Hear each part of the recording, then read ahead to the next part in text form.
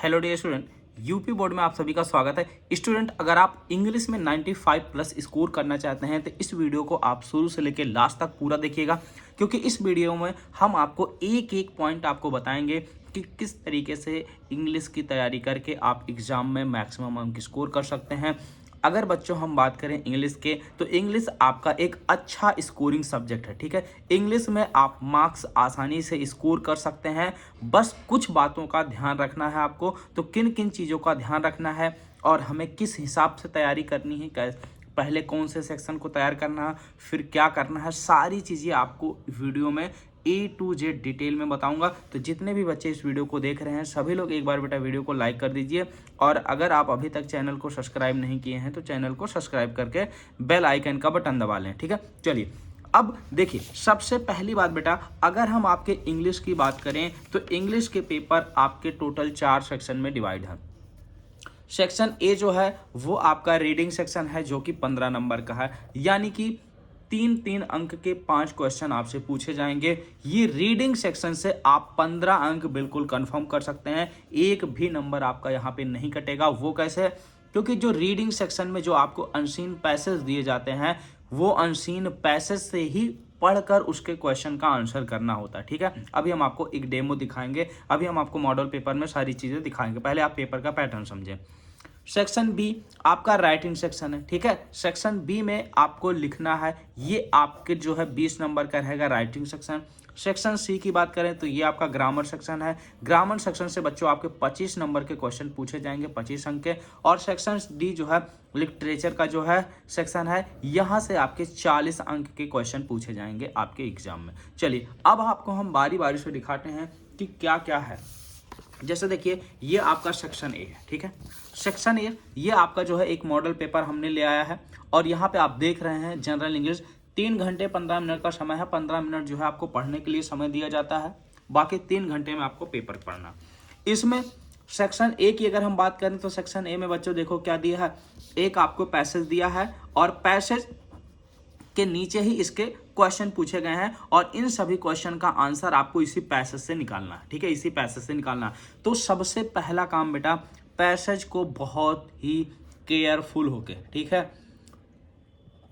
Passage को बहुत ही careful होके आप पढ़िएगा, बहुत सावधानी से पढ़िएगा, तब जाके आप हर एक क्वेश्चन का करेक्ट आंसर कर पाएंगे। ठीक है, और हर एक क्वेश्चन आपके 3 नंबर के हैं। तो इस तरीके से सेक्शन ए यानी कि राइटिंग सेक्शन से आप 15 नंबर का क्वेश्चन आसानी से कर सकते हैं। ठीक है, चलिए आगे बढ़ते हैं। देखिए और एक चीज, अगर हम आपको बात करें कि अगर आप बेटा चाहते हैं कि जो अनसीन सेक्शन है यानी कि जो अनसीन पैसेज है, ठीक है, वो आपको पढ़ा पढ़ाया मिल जाए, तो इसके लिए बेटा आपको करना कुछ नहीं है कि आप एटलीस्ट जो है कुछ सेक्शन उठा कर प्रैक्टिस कर लीजिए। आपकी आदत बन जाएगी और आप जो है पैसेज से क्वेश्चन निकालना आसानी से सीख जाएंगे।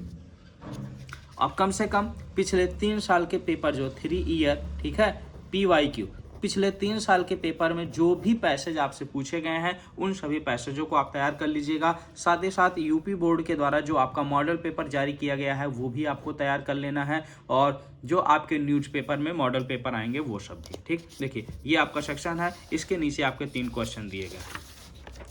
आगे आते हैं अगले सेक्शन पे। सेक्शन बी जो है आपका राइटिंग का सेक्शन है। जैसा कि यहाँ आप देख रहे हैं कि right an article of anyone, 3 topic आपको दिए गए हैं, किसी एक पर जो है आपको आर्टिकल लिखना है 100 से 150 शब्दों में, और ये बेटा पूरे के पूरे 10 नंबर के।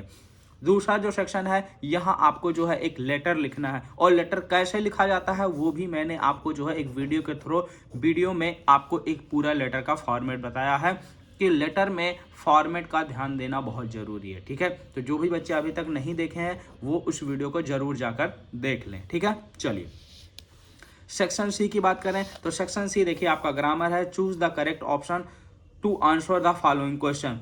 ठीक है, अब यहाँ पे ऑप्शन वाले क्वेश्चन दिए गए हैं। देखो 2-2 नंबर के 5 क्वेश्चन पूछे गए हैं 10 नंबर का, और यहाँ पे देखो चेंज द फॉलोइंग, ठीक है, into indirect speech. Direct indirect से भी क्वेश्चन है, एक्टिव पैसिव से भी क्वेश्चन है। तो आपके पूरे ग्रामर सेक्शन से बेटा 25 नंबर के क्वेश्चन पूछे गए हैं। ठीक है, और वहीं अगर आप बात करें हम आपके, तो अब आते हैं देखिए 5 नंबर का जो है आपका अनुवाद पूछा जाता है। क्या है? 5 नंबर का जो है आपका ट्रांसलेशन पूछा जाएगा। ट्रांसलेशन पूछा जाएगा जो कि हिंदी से इंग्लिश में आपको अनुवाद करना है। ठीक, चलिए। तो अनुवाद करने के लिए बच्चों आपको टेंस का ज्ञान होना बहुत जरूरी। लिटरेचर सेक्शन की बात करें तो लिटरेचर सेक्शन में देखिए आपके बुक के ही क्वेश्चन आंसर हैं। ठीक है, अब एक सबसे महत्वपूर्ण बात, आप लोग करते क्या हो बेटा कि आप लॉन्ग क्वेश्चन रटने शुरू कर देते हो, क्वेश्चन को याद करना शुरू कर देते हो। तो मैं आपको क्वेश्चन याद करने का एक बहुत शानदार तरीका बताने वाला हूं। सबसे पहला आप काम ये कीजिए कि इंग्लिश का, ठीक है, बुक उठाइए और इंग्लिश के बुक में किसी भी चैप्टर के कोई भी चैप्टर अगर आप पढ़ रहे हैं या किसी भी चैप्टर का आप क्वेश्चन आंसर याद कर रहे हैं, तो सबसे पहला काम बेटा आपको ये करना है कि चैप्टर के क्वेश्चन आंसर को नहीं याद करना है। क्या करना है, हमें चैप्टर को पहले सिर्फ और सिर्फ पढ़ना है। चैप्टर को क्या करना है, सिर्फ और सिर्फ पढ़ना है।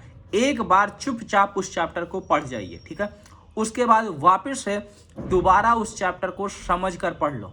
ठीक है, समझ कर पढ़ लीजिए और उसके बाद जो उसमें आपको इंपॉर्टेंट लगे उसे आप अंडरलाइन करते चलिए। उसके बाद देखिए आप फिर क्वेश्चन के मतलब चैप्टर के पीछे जाकर देखेंगे जितने भी क्वेश्चन दिए गए हैं उसमें से मैक्सिमम क्वेश्चन के आंसर आपको याद हो जाएंगे सिर्फ और सिर्फ चैप्टर को समझने से। ठीक है, तो अगर आप चैप्टर को अच्छे से समझ लेते हैं, चैप्टर समझना ज़्यादा आसान है उससे। ठीक है, किसकी तुलना में, अगर आप चैप्टर के एक एक लॉन्ग एक एक शॉर्ट क्वेश्चन याद कर रहे हो तो उससे ज़्यादा आसान है आपको चैप्टर समझना। और अगर आप चैप्टर समझ गए बेटा तो लॉन्ग आंसर और शॉर्ट आंसर आप बिल्कुल कर ले जाएंगे, ये 100% गारंटी है। ठीक है, लेकिन सबसे पहले बेटा आपको क्या करना है, चैप्टर को अच्छे से समझना है। ठीक है, उसके बाद इसमें देखिए और भी बहुत सारी चीज़ें आती हैं। तो इस प्रकार से आपके ये इंग्लिश का जो पेपर है बच्चों, ये पूरी तरीके से मैंने आपको दिखाया कि 4 सेक्शन में डिवाइड है, A, B, C और D। A, B, C और D। सेक्शन A आपका 15 अंक, सेक्शन B आपका जो है 20 अंक, C जो है 25 अंक और D जो है आपका 40 अंक। तो इस प्रकार से ये पूरा जो है 100 मार्क्स का जो पेपर है ये आपके 4 पार्टों में डिवाइड है। ठीक है, ये 15 अंक माना बिल्कुल कंफर्म है, यहाँ से आप पूरा मार्क्स स्कोर कर सकते हो।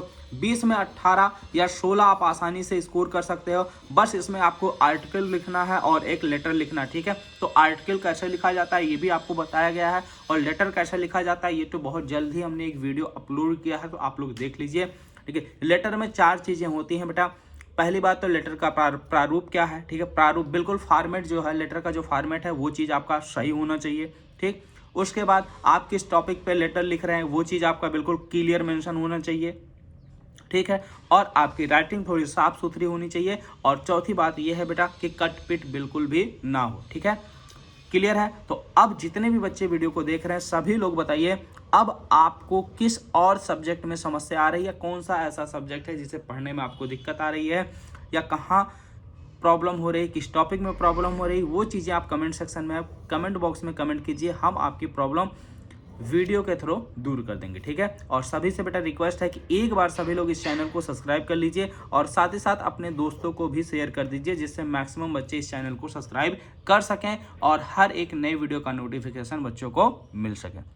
ठीक है बच्चों, मिलते हैं अगले वीडियो में। Okay, thank you.